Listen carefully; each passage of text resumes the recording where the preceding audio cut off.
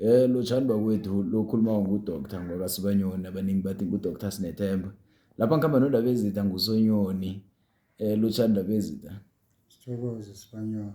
Sithokoze mtshade. Lapha ndaba ezitha sizokukhuluma ngalokha ukuthi bekhaba omkhulu badlala yiphi indima lokha nakulele umma wekhaya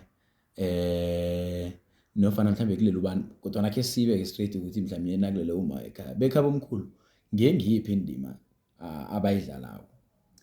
Sibanyoni siyathokoza umbuzo omuhle. Sibanyoni angithome ngokuthi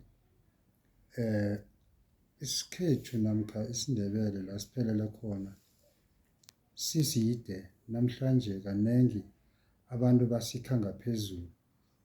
La sithoma khona Sibanyoni umma ekhaya ulele uyokuthonywa ngokuthi awubikwe ekhabo ukuthi ilanga liqimile njalo ikeresi icimile not ilanga, ikeresi icimile bese bekhabo bathumele igama kodwa ekhabomkhulu bayombika ekhabomkhulu ukuthi bakwabani bacinyelwe ikeresi.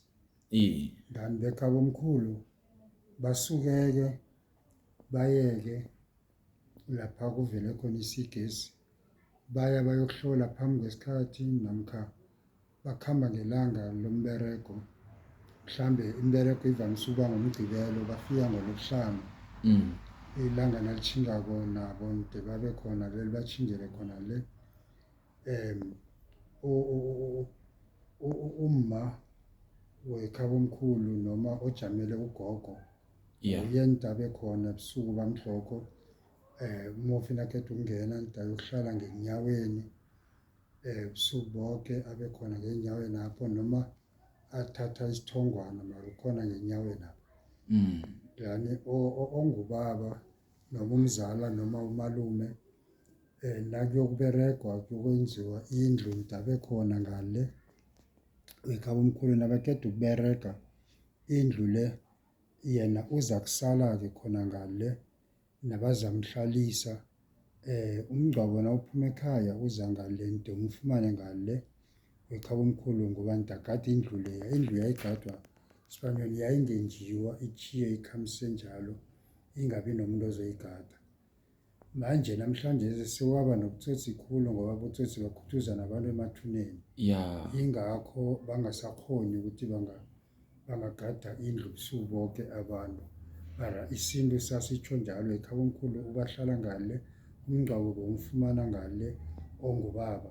Bese-ke nakufika umngcwabo ngaphambi kokuba bazomehlisa nabangenisa babili abazokwemukela umufi ngapha ngendlinakhe ekhabomkhulu nida abe ngenyaweni walapha endele khona abe ngenhloko.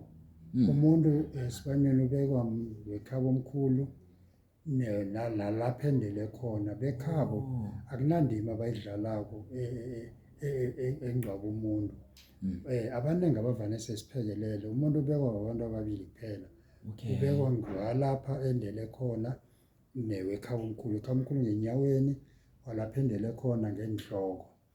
Ibhokisi nalesihlako ngibo-ke abalemukelako godi-ke naliqeda ukuhlala phasi mde kube sebandlalile umseme. Umma loya kanti izolokho ukhambe nomseme wekhabomkhulu ogade kumcobosi nengubo ezokuleka indlu le nomseme wekhabomkhulu oba ngaphezulu okumcobosi. Incema loya uba ngaphasi, ibhokisi lokuhlala phezu kwawo.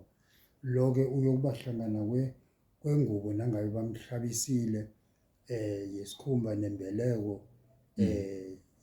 nangabe ngumma bamhlabisile into ezifana nalezo. Nengubo leya iba khona lapho nomseme lo uba khona lapho. Ndani-ke nakuqeda-ke ukungcwatshwa sele kubuyelwa ekhaya, bekhabomkhulu abasangeni ngejarideni, bahlala ngaphandle kwejarida. Bahlale lapho nokudla badlela lapho ngaphandle kwejarida. Bazakukhitjhelwa iqusana lekhabomkhulu lilethwe lapho.